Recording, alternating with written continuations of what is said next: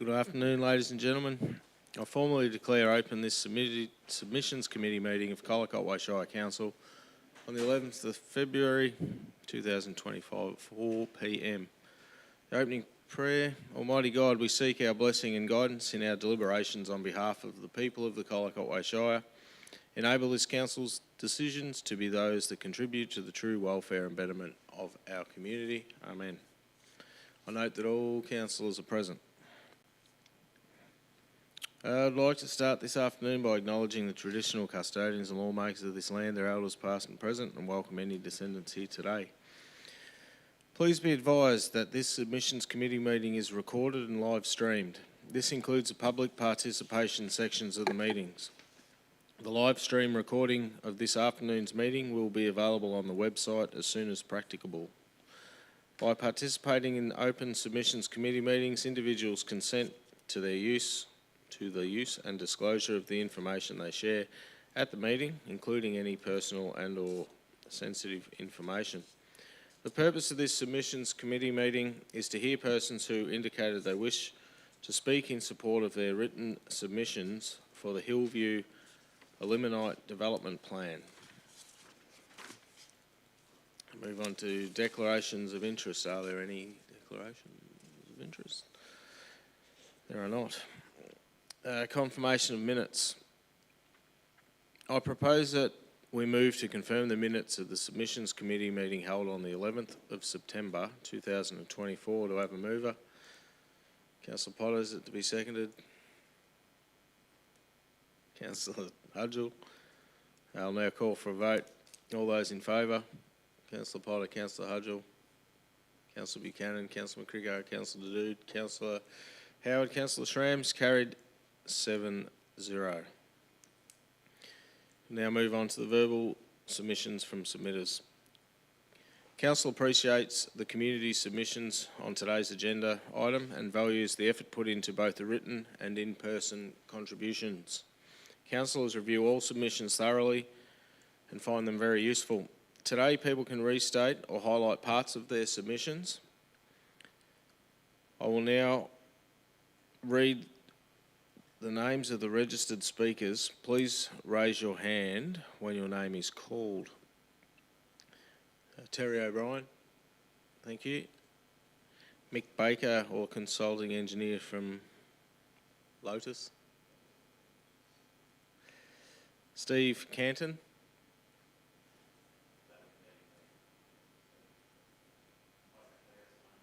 Oh, thank you. And Cameron Gray. Thank you. Please note that this committee will hear submissions today, but no decisions will be made at this meeting. A decision on this matter will be made at a later planning committee. We'll now move to items on the agenda. Here we go. Firstly, I invite Terry O'Brien up to the elected. Oh, we've got a chair today. So, thanks, and you've got 5 minutes. Thanks, Terry. Thank you. Councillors, staff, ladies and gentlemen.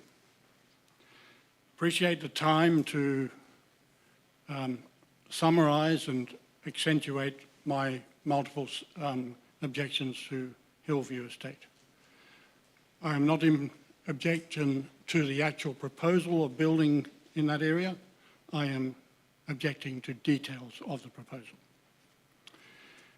I have three major concerns. The first one is the Harris Road from west of Queen Street intersection to Scanlon Drive is a single lane feeding the whole of what we call Waiuna. For those who do not know, I do have a quick map here. I'll flash it around. Got it the right way up. So basically all that area in red feeds through this one area of road. This was raised at a previous submissions meeting on Waiuna, which I have the date of in February 2023.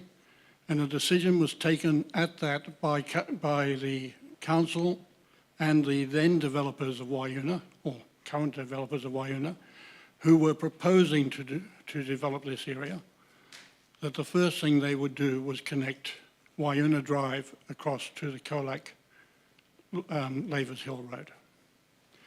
I note that that was one of the main items in the DP09 requirement. My concern is it is not proposed to be first, it is proposed to be in stage 3. To me, that is totally leaving the people living in that area defenceless. That road was closed off previously by the CFA, etc., for a gas leak, caused considerable concern in that area. I would hope that it doesn't happen again. I'm asking that you see that it doesn't by making certain the second road, the extension of Wayuna Drive to Colac Lavers Hill Road, is constructed before any other housing goes on in this area. The second concern I have is Hillview Estate to Harris Road. There is a proposal to have a little northwards road between existing houses. The traffic report that is in the documents for Hillview totally ignores the traffic from the Wayuna area, or the extra traffic from Wayuna. It bases it on the traffic count survey that was taken, and as a conclusion of that, and no extra, stated that 164 additional houses could be serviced through Harris Road and Queen Street. However, there are 148 approved subdivisions in construction, constructed, starting to be built on. So that leaves 16 only that can be serviced via that road before the Queen Street Harris Road intersection becomes overloaded.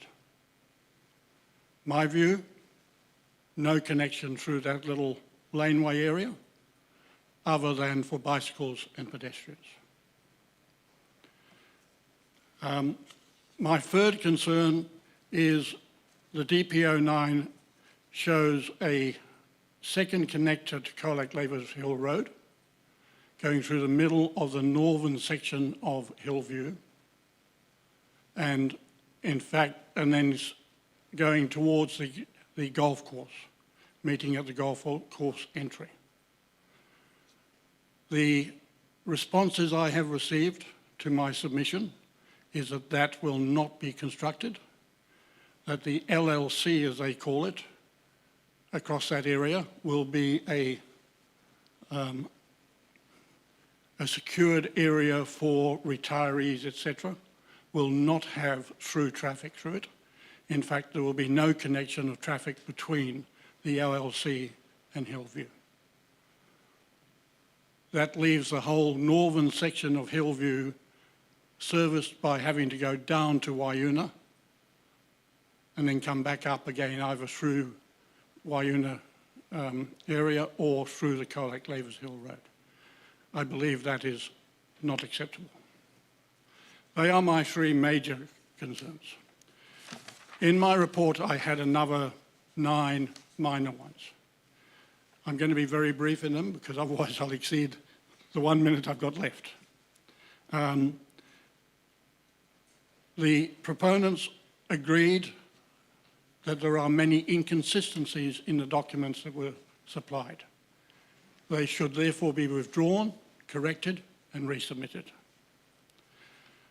There's a lack of a connector road to the south of Hillview Estate. There is another area down south of that which will in the future be subdivided. Does not have any real access to Colac Lavers Hill Road because of terrain. Needs to be a connector road. Lack of green space connectors. There are green space connectors from Harris Road down to the middle section, but there's no green space connectors further south than that. Lack of holding basins, stormwater mitigation. The proposal is to use Harris Road Swamp. Harris Road Swamp is a swamp, it's a nature reserve. To flood it with rainwaters, etc., in my view, is unacceptable. There is plenty of space down the green corridor for flood mitigation.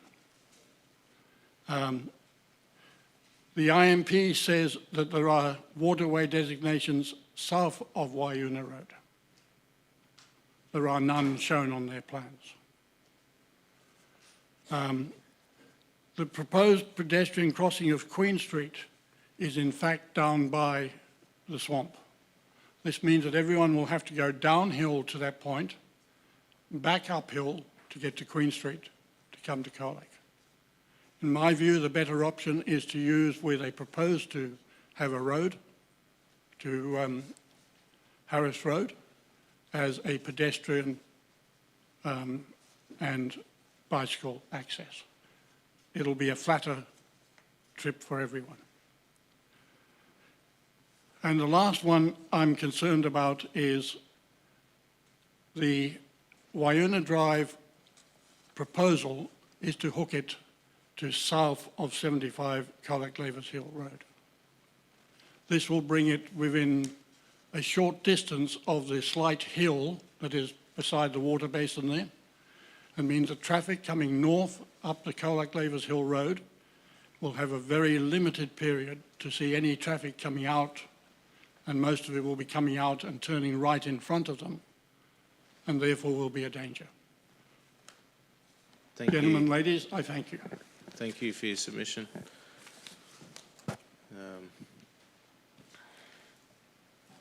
Next, I'll invite Mick Baker. Or Lotus. Thank you.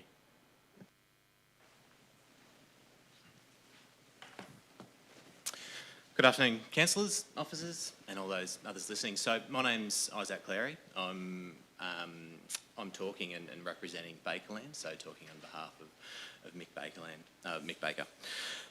So Bakerland is the landowner of 45 Colac Lavers Hill Road, which is known as property number 6 under the DP and is located somewhat 2/3 of the way down the development precinct. That site is 4.213 hectares in size and forms approximately 13% of the Hillview Illuminite development precinct. Bakerland's an established local developer here in Colac and has a vested interest in seeing the town grow and prosper. In terms of the development plan, I start off with a point to echo that Bakerland is generally in support of the development plan and strongly encourages the continued planning scheme amendment of this process. However, this submission seeks to encourage some open communication between council, Bakerland and the proponent, and proposes some suggested alterations which would allow the DP to acknowledge the fragmented ownership of land parcels within this precinct. Fundamentally, it's seeking to talk and secure some certainty around the opportunity for the Bakerland holdings to develop and contribute to this precinct. So I'm going to step through 3 points next in terms of areas that we've discussed and identified as areas for improvement or adjustment in the DP, which can transact, I guess, based on the points that have been raised. Those 3 points are around access to the property, around staging of the DP, and then some points to talk around the waterway alignment. In terms of access, while sequential development within new development areas is often preferable, we understand that. It is inevitable that the development delivery of precincts will be heavily reliant upon motivated landowners and the financial feasibilities of their project and infrastructure and servicing implications. As a part of unlocking access opportunities to 45 Colac Lavers Hill Road, we seek for some discussion and council and stakeholder support for the facilitation of access towards property number 6, 45 Colac Lavers Hill Road. Fundamentally, we think that the best way to step through that is by unlocking the opportunity for extension from Baronia Way into the eastern portion of that development. As a part of our written submission, we provided a drawn-up development plan layout, which has included around some suggestions that can shift the road layout and integrate that into those road connections.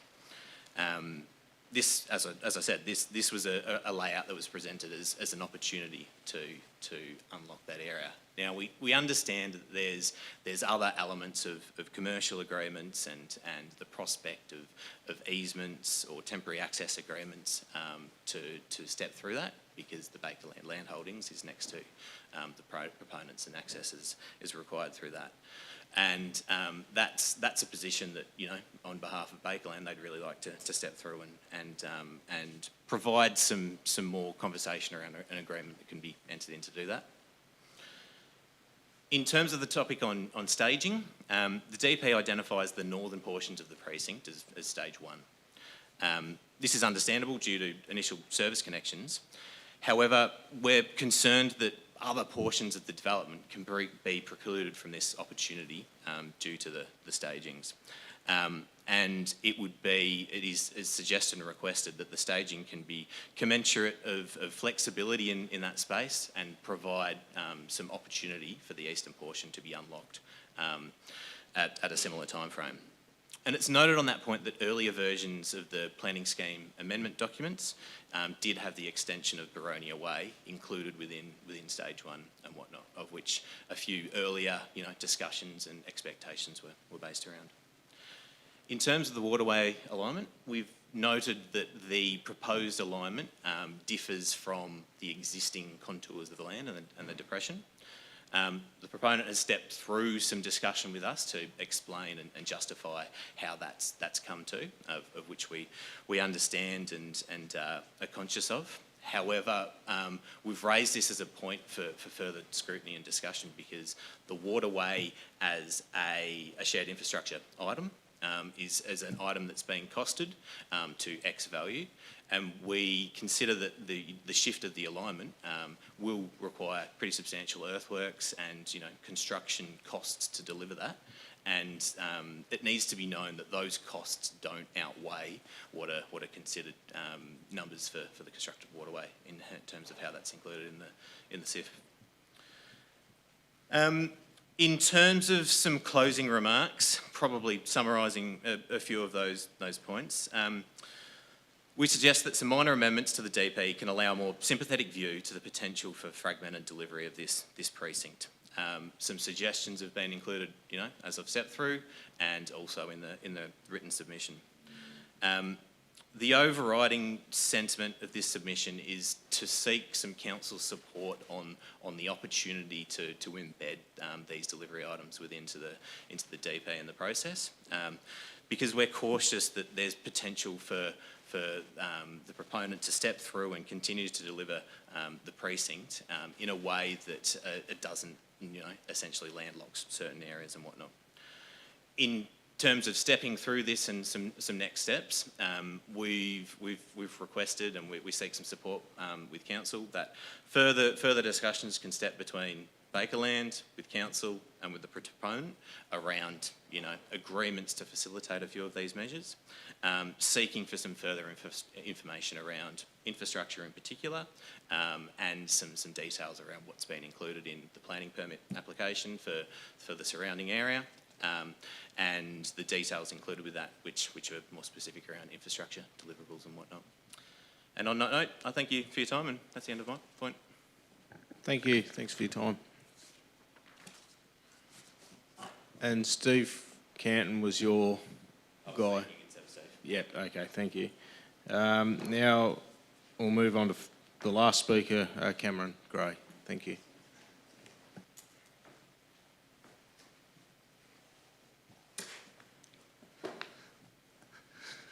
Thank you. My name's Cameron Gray. I work for St Quintin Consulting, and we're working on behalf of TW Projects on this matter. We're town planners.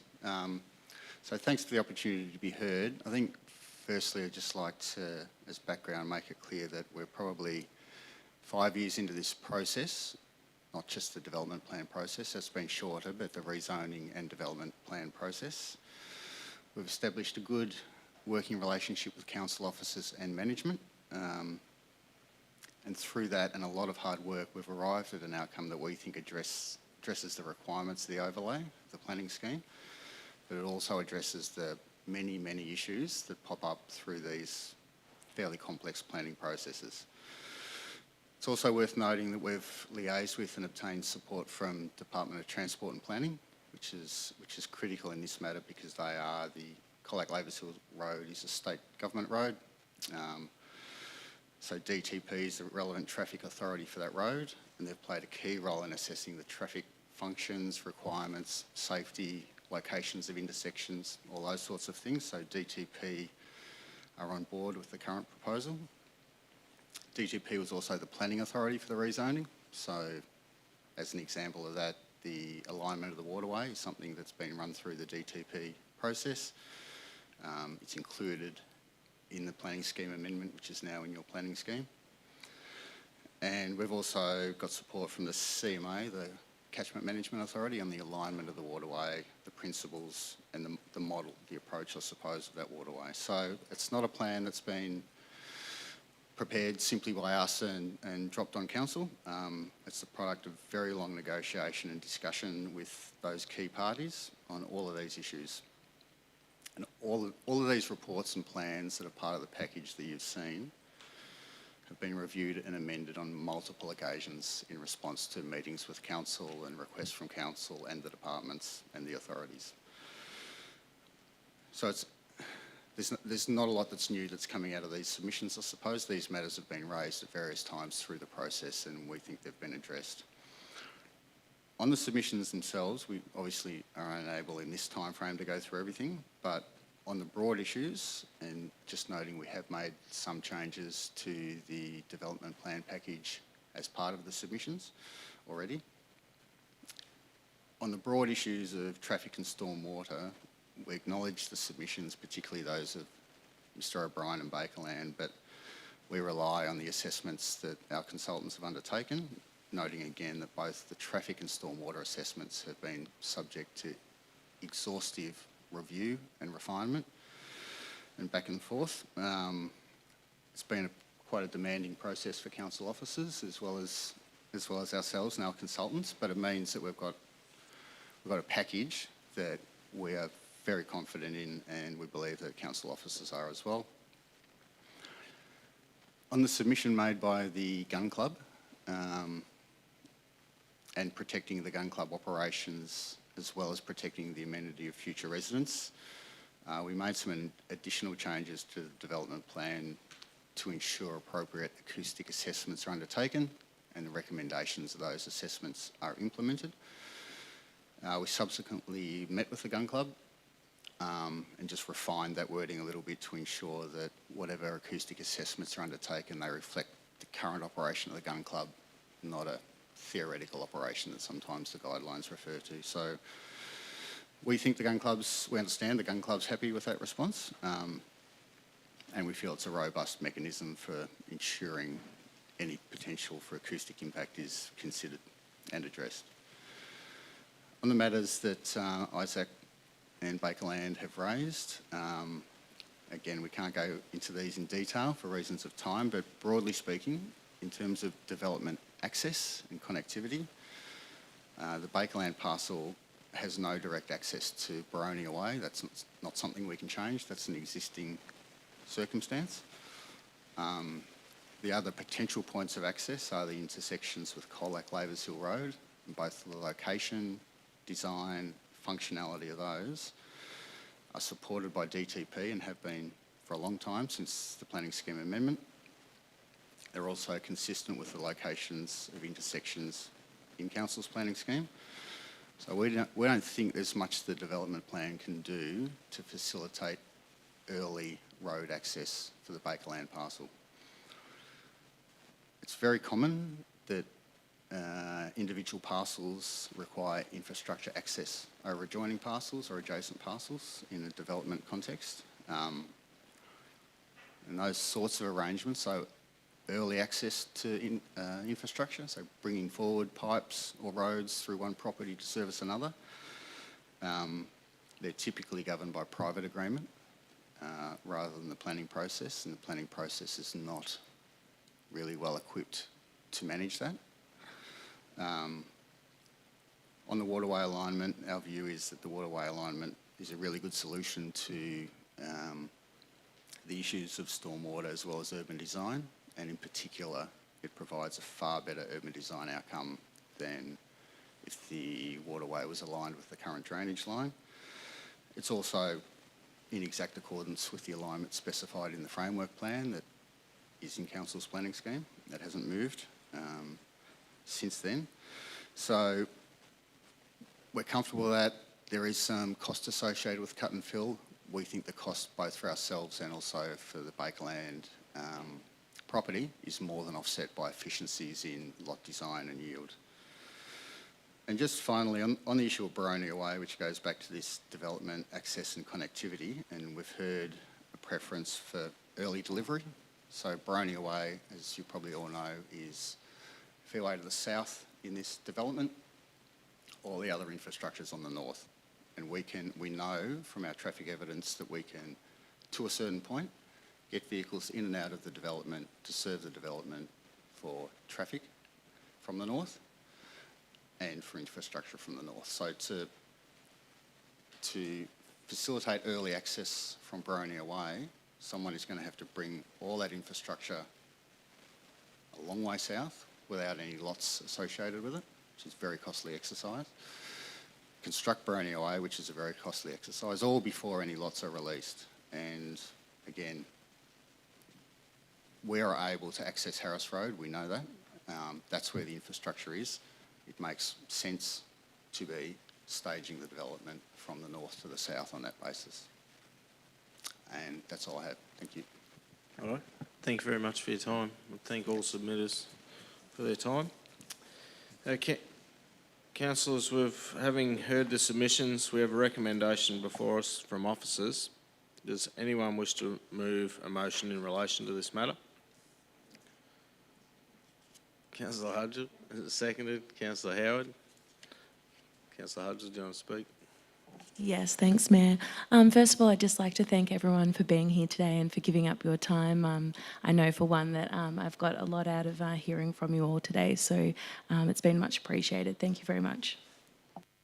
Thank you. Councillor Howard, seconder. Yeah, I just agree with Councillor Hudgell, and I know how long it takes to organise these submissions, so well done everyone. Thank you. Thank you. Any other councillor wish to speak? No? Royal reply? No. I'll now put the recommendation to a vote. All those in favour? Councillor Potter, Councillor Hudgell, Councillor Buchanan, Councillor McCricker, Councillor Dadu, Councillor Howard, Councillor Schramm is carried 7-0. Thank you. That concludes our submissions committee meeting for the Colac Otway Shire. I declare this meeting closed, whatever the time is, 3:28. Thanks everyone for attending.